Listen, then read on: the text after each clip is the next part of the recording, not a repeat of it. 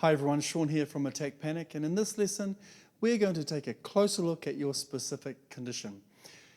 It's important to keep in mind that this lesson is an extension of lesson 1 and should be watched in conjunction with that lesson.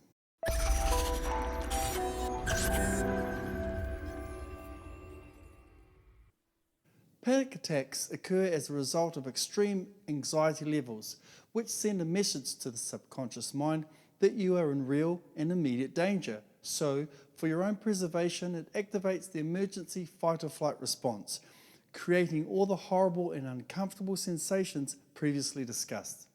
The response is sudden and creates intense fear within you. A panic attack is an inappropriate emergency response to perfectly normal everyday situations which do not warrant such a response. An underlying anxiety condition produces unusual and intrusive thoughts and sensations popping up from the subconscious. This happens seemingly automatically and from out of nowhere, catching you by surprise. This is extremely distressing, compounded by the belief that you have no control over the uncomfortable sensations.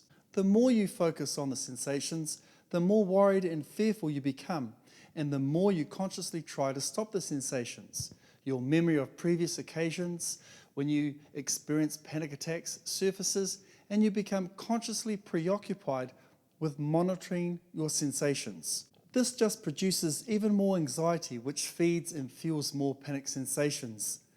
This causes you to react with even more fear, producing more anxiety and more intense sensations. This vicious cycle convinces the subconscious mind that you really are in danger and flips the emergency response. Fear breeds fear, and a full-on panic attack ensues as the fight or flight switch is turned on. During a panic attack, you are overcome with an overwhelming urge to escape, to run away. This is an instinctual and normal reaction to the fight or flight response in the body.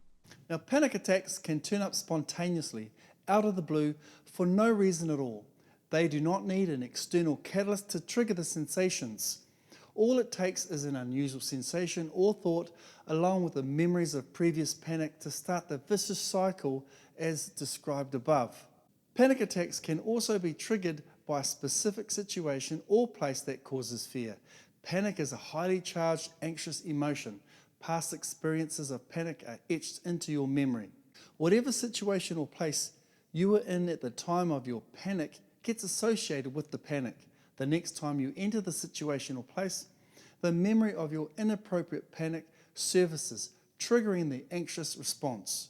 You react consciously to these sensations with fear, starting yet another downward spiral. Your conscious attention on these horrible yet harmless sensations creates more fear, and within a very short space of time, you find yourself in the middle of a full-on panic attack. You have conditioned yourself to habitually respond to the situation or place with anxiety through operant conditioning. To avoid panic, you adopt certain daily rituals in order to protect yourself. They can include safety crutches or strategies such as the following. Always ensuring that you have an easy exit, escape route, or excuse to leave a situation. Having a support person with you. Taking medication to mask the sensations. Avoiding drawing attention to yourself. Staying alert, on guard, anticipating the next panic attack. Monitoring your bodily sensations. Carrying a lucky charm with you. And the most effective strategy of them all, avoidance. Avoiding the panic-provoking situation altogether. The avoidance technique may work perfectly if you experience panic while jumping out of a plane, for example. If you avoid doing that for the rest of your life, you will still manage to live a healthy, prosperous, unrestricted existence without any issues at all. If, on the other hand, you panic every time you leave the house, as is the case for agoraphobia sufferers, avoiding leaving the house will lead to a very destructive, highly restricted life. Coping strategies and safety crutches do nothing but reinforce to the subconscious mind that the panic response is critical to your preservation, giving this bad habit more strength. Logically, you are fully aware that your panic is irrational, but up until now, you have been powerless to stop panic attacks because of your conscious attitude towards the sensations. Your current conscious reaction to panic is based around an attitude of resistance. When you resist anything, it persists. You are trying to resist panic through all of your coping and avoidance strategies and safety crutches. Resistance is based on fear. Your conscious fear of panic sensations is the fuel for panic. Fear is a strong emotion which occupies your mind in the form of worry and anticipation of the next panic episodes and the what-if thoughts.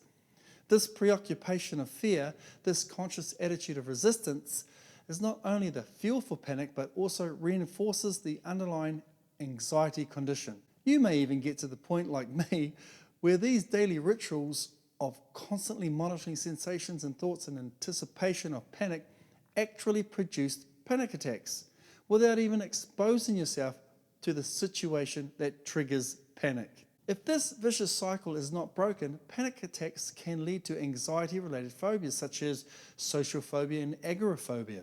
This is exactly what happened to me, and as a result, my life became very destructive and restricted. The unusual and horrible anxious sensations are produced by the subconscious at illogical and irrational times when you logically know that there is nothing to fear. Remember that this is happening automatically, habitually. It's like a record playing in the background. So until you change that record, which you will do with my building blocks, these uncomfortable sensations will continue to surface, whether you like it or not, no matter how hard you consciously try to stop or resist them. Remember, earlier I discussed how our subconscious is programmed to maintain a healthy balance, and left to its own devices, it will always seek this balance. It knows precisely what to do and how and when to protect us through its perfect monitoring system. And you may also recall that I earlier discussed that our conscious reaction to the initial anxious sensations produces even more anxiety, which triggers the emergency response. We start doubting our own natural subconscious monitoring system. Consciously, we are on guard, watching, monitoring, protecting, avoiding, resisting.